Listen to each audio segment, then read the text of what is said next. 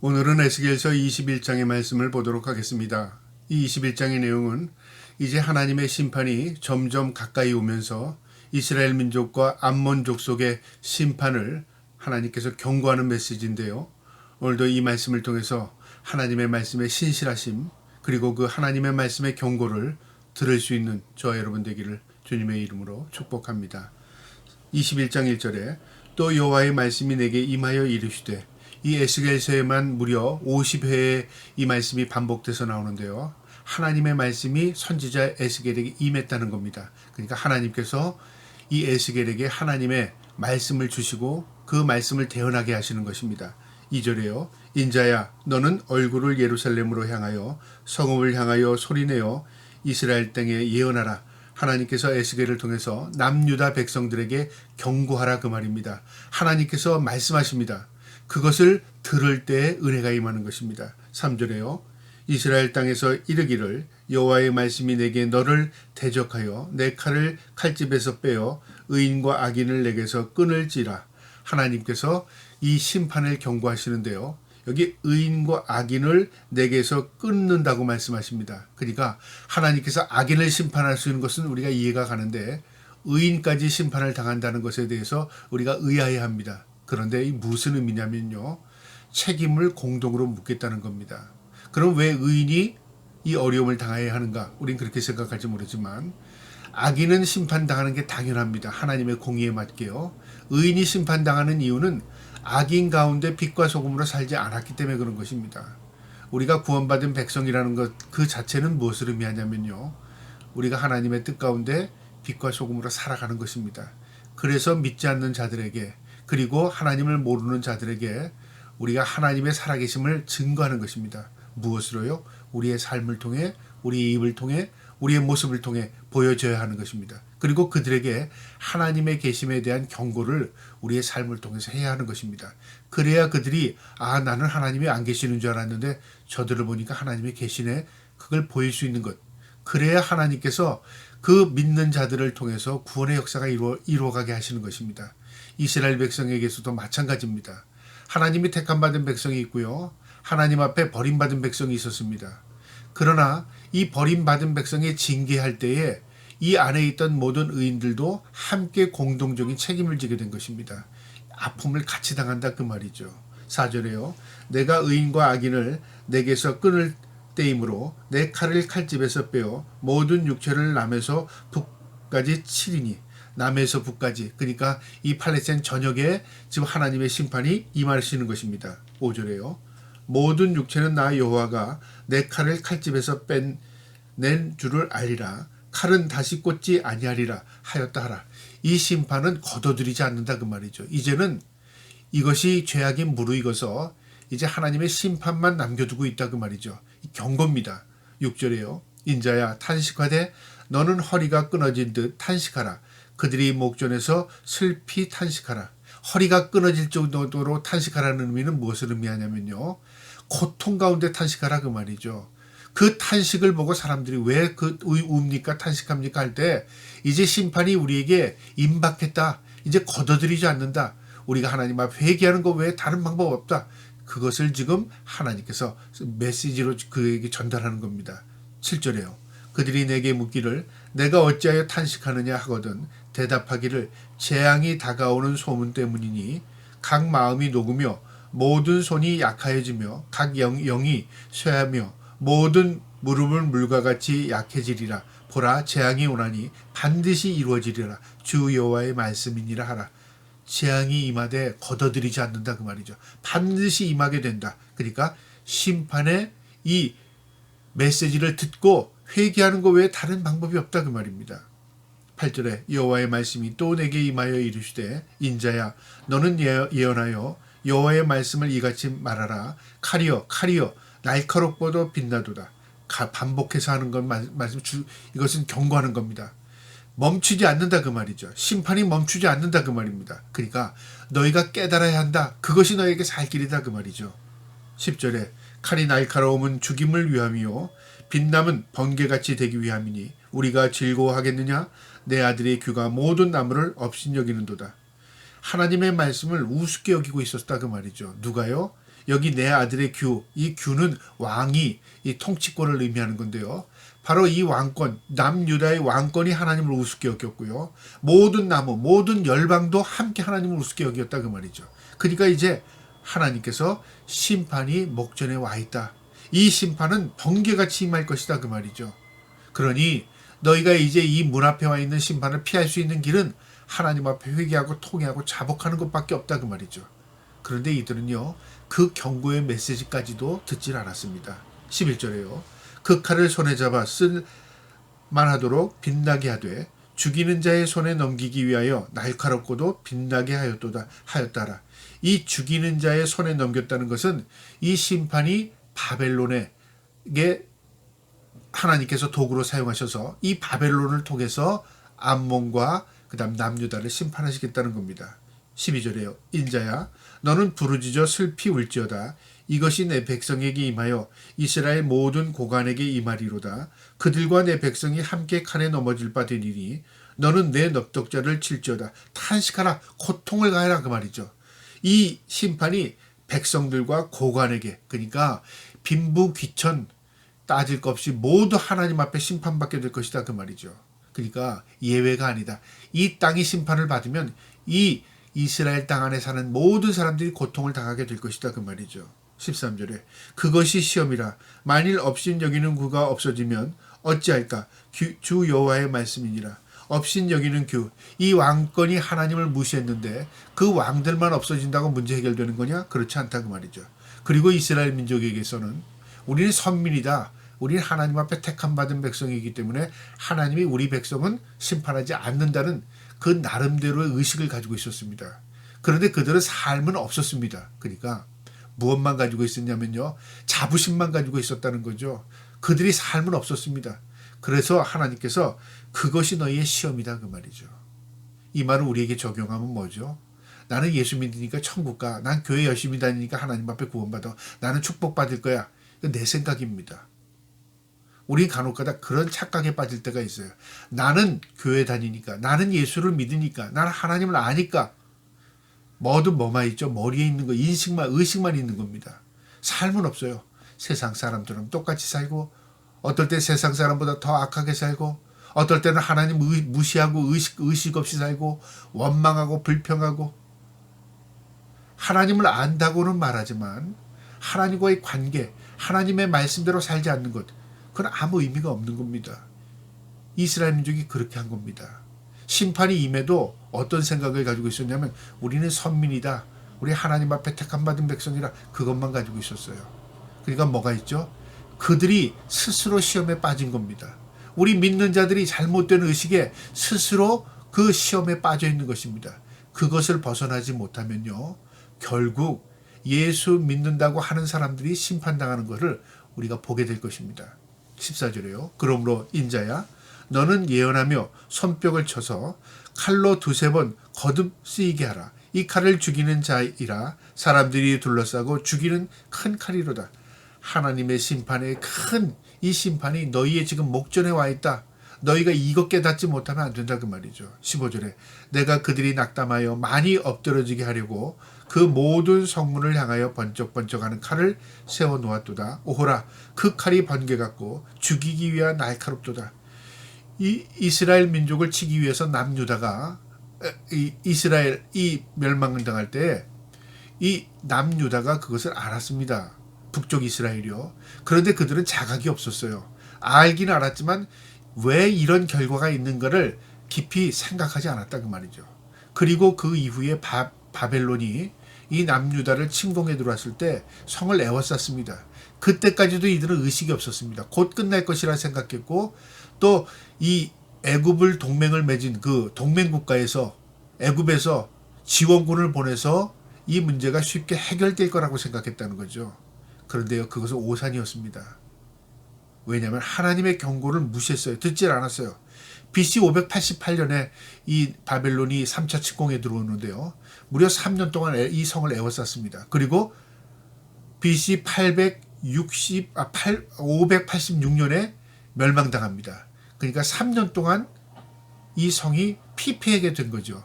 그리고 하나님의 경고가 이 성이 에워싸일 때 이미 하나님께 경고하셨습니다. 그런데 그들은 그 경고를 무시했어요. 16절에 칼아 모으라, 오른쪽 치라, 대열을 맞추라, 왼쪽을 치라, 향한 대로 가라. 이 바벨론 군대가 일사불란하게 움직이면서 이 성을 에워싸고요. 일사불란하게 이 성을 침공에 들어오는 것입니다. 공성대로 그 다음에 모든 이 군대가요 짓밟게 되는 것이죠. 17절에 나도 내 손뼉을 치며 내 분노를 다 풀리로다. 나 여호와가 말하노라. 하나님이 얼마나 진노하셨으면 손뼉을 친답니다. 그리고 그 분노를 쏟겠답니다. 풀겠답니다. 여러분, 우리가 하나님을 대항해서요 우리가 싸우는 거나 마찬가지인 거죠. 그 무엇 때문에 그렇습니까? 왜 우리가 하나님을 섬겨야 할 하나님의 백성들이 하나님이 적이 되어서 우리가 하나님 앞에 어떤 심판을 당해야 된다면 어떤 결과가 일어나는 것이죠? 이건 참 비참한 결과입니다. 왜 그런 결과가 일어나냐면요. 하나님의 말씀을 무시했기 때문에 그렇습니다. 말씀대로 살지 않았기 때문에 그렇습니다. 그들이 의식만 가지고 있었어요. 나는 이런 사람이다. 나는 축복받을 사람이야. 나는 구원받을 사람이야. 착각하고 있었다 그 말이죠. 이것이 결국 그들을 멸망당하게 만든 겁니다.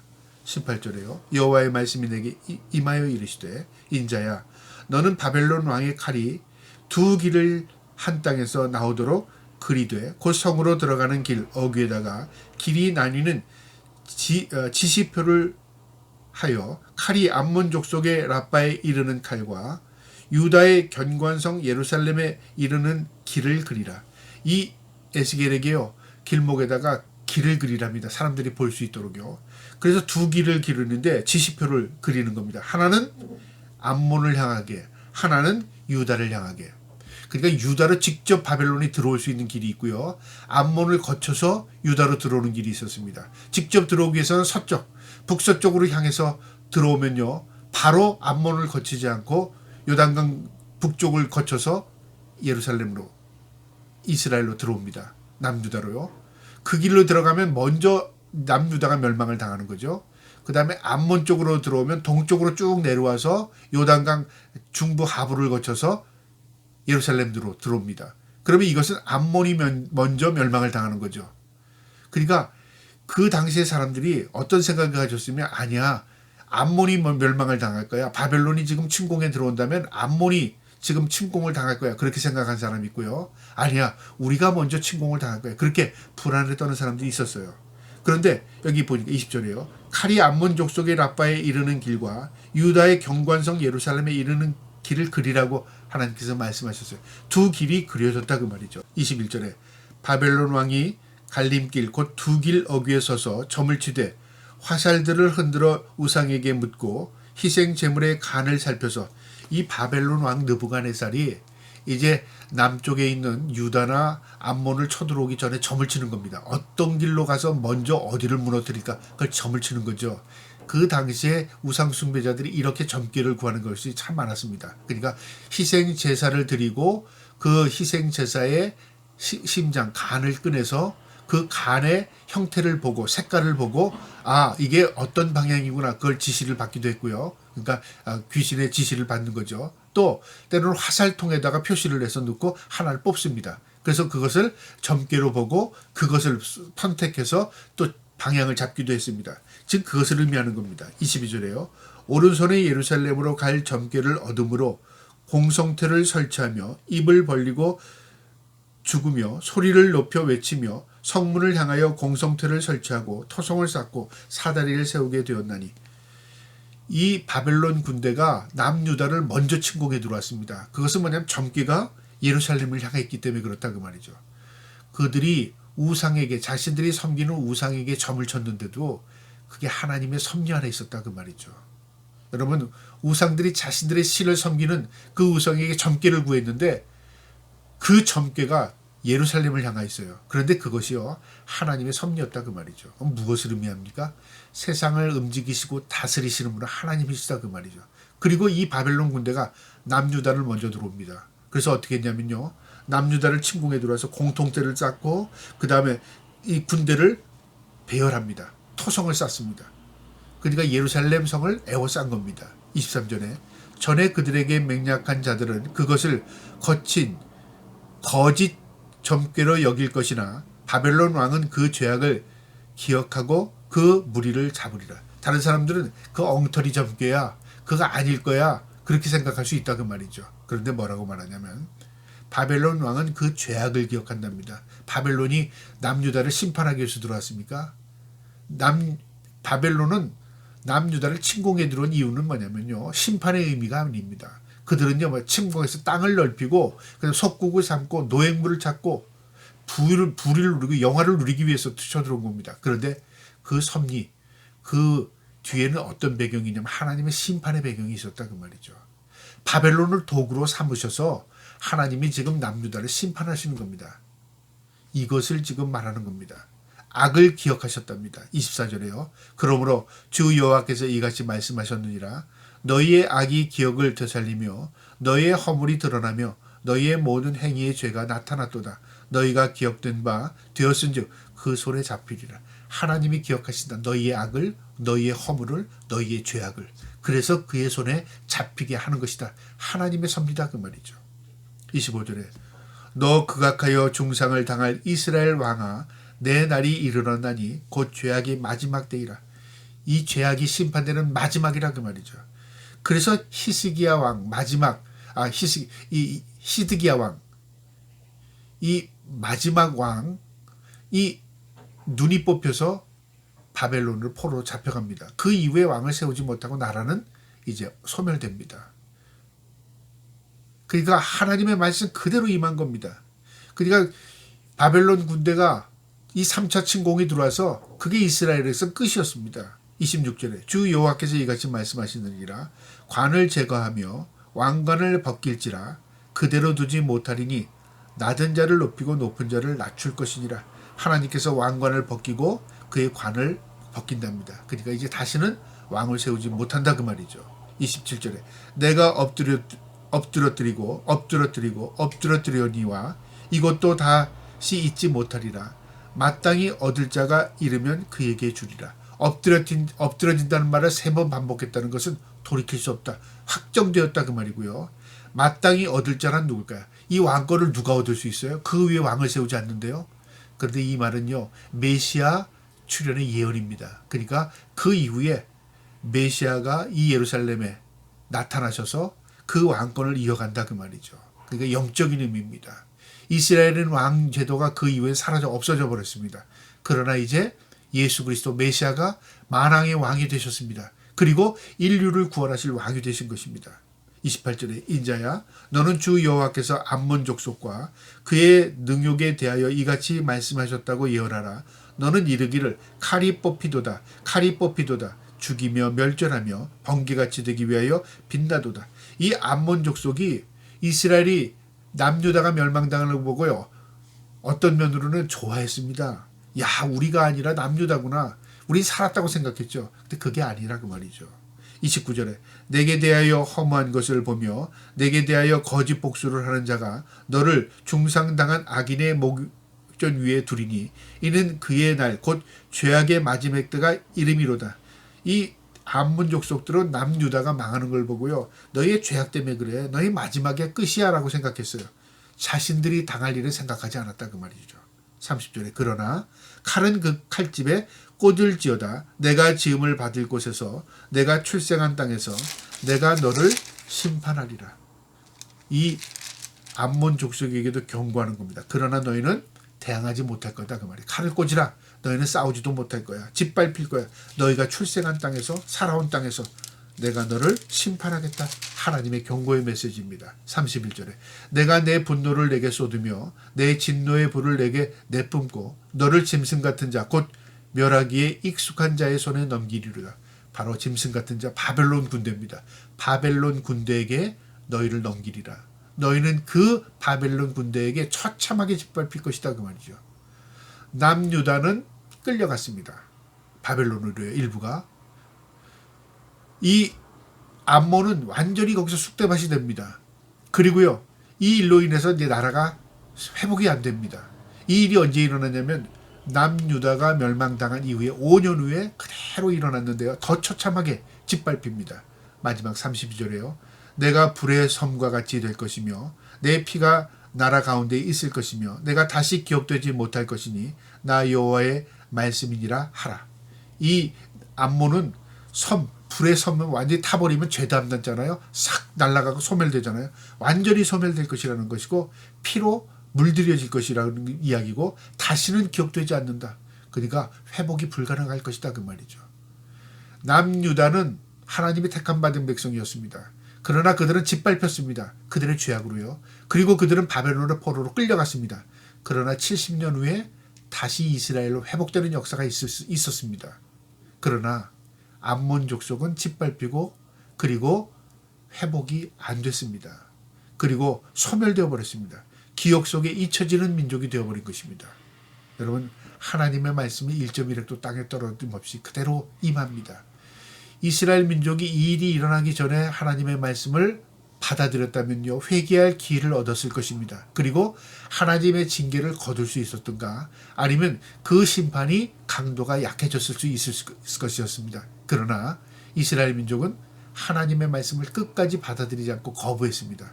결국은 하나님의 말씀이 그대로 임하게 된 것입니다. 여러분, 우리가 이 땅에 살 때 하나님의 말씀이 우리의 길이요 진리요 생명입니다. 이 말씀을 믿고 사는 게 예수를 믿는 겁니다. 말씀이 육신이 되어 이 땅에 오신 분이 예수 그리스도 말씀입니다.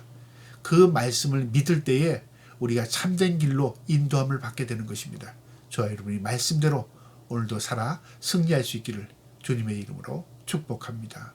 아멘.